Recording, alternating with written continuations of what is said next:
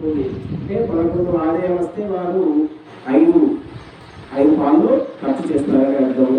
మిథున రాశి వారికి 14 ఆదాయంగా ఉంటే మరి వ్యయం వచ్చేసి 2గా ఉన్నది.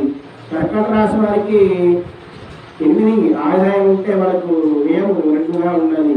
సింహరాశి వారికి ఆదాయం వచ్చేసి 11 పాలు ఉంటే మరి వ్యయం 11 పాలు సరి సమానంగా ఉంది. అంటే మీరు 10 రూపాయలు సంపాదిస్తే 11 ఖర్చు చేస్తారని అర్థము. కన్యా రాశి వారికి ఆదాయం వచ్చేసి 14గా ఉంటే మరి వ్యయం 2గా ఉన్నది.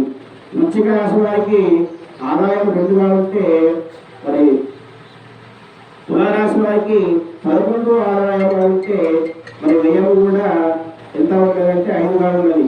11 వాళ్ళు సంపాదిస్తే వారు 5 వాళ్ళు ఖర్చు పెడతారు. వృశ్చిక రాశి వారికి ఆదాయం 2గా ఉన్నది, మరి వ్యయం 14గా ఉంది. అంటే 2 వాళ్ళు సంపాదిస్తే 14 వేల ఖర్చు అధికంగా ఉన్నది. ధనుసు రాశి వారికి ఆదాయం 5గా ఉంటే వ్యయం 5గా ఉంది, సరి సమానంగా ఉన్నది. 10 రూపాయలు సంపాదిస్తే 11 ఖర్చు పెట్టాలి.